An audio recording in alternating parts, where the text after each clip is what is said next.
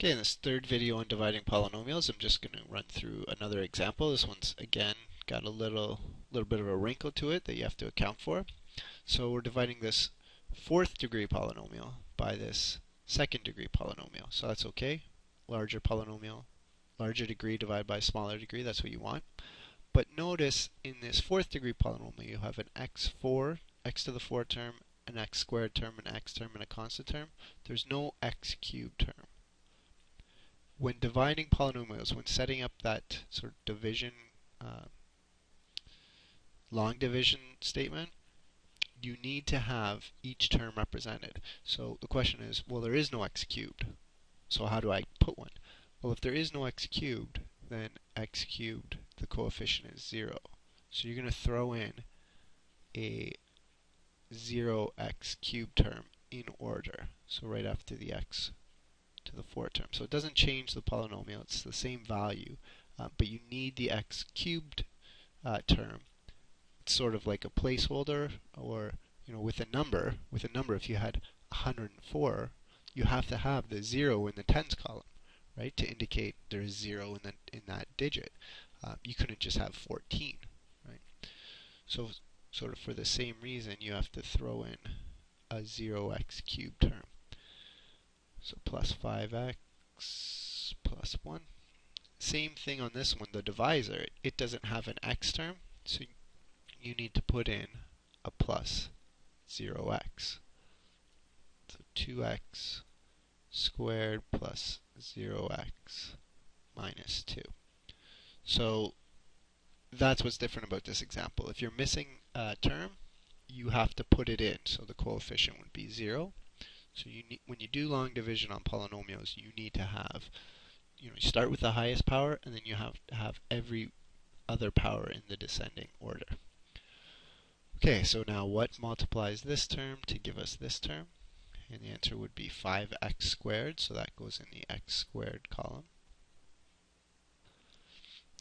So 2x squared times 5x squared, 10x squared plus 5x squared times 0x, which would give us 0x cubed. 5x squared times negative 2 would give us negative 10x squared.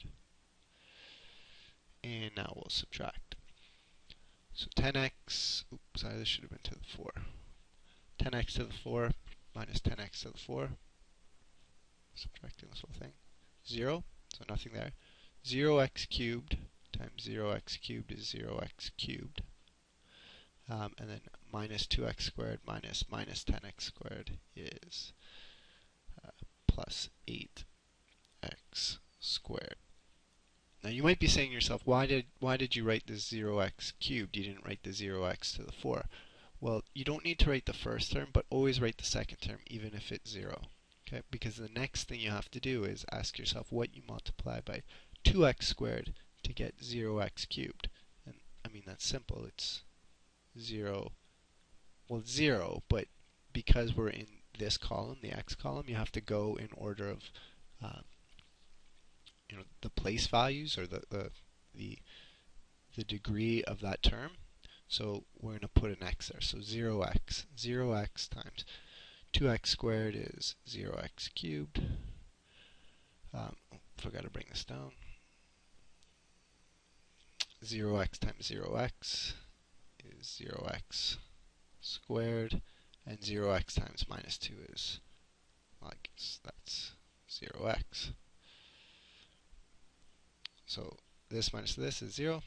8x, make sure we know what's subtracting. 8x squared minus 0x squared is 8x squared. 5x minus 0x is 5x. And now we're going to bring down the 1.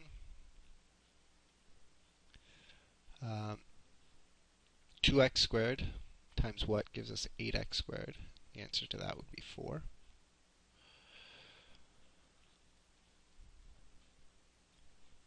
Plus 4 times 0x is 0x. 4 times negative 2 is negative 8. 8 minus 8, 8x squared minus 8x squared is 0. 5x minus 0x is 5x. And 1 minus minus 8 is positive 9.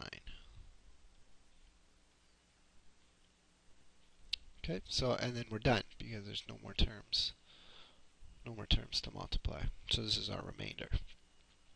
So what we could write is 2x squared.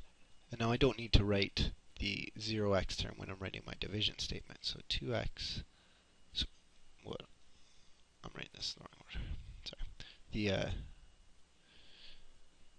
thing you're dividing, 2x to the 4 minus 2x squared plus 5x plus 1 divided by 2x squared minus 2, so that's the division question, is equal to your quotient, 5x squared, and I don't need to write the 0x term, plus 4, plus your remainder, 5x plus 9, divided by your divisor, which is 2x squared minus 2.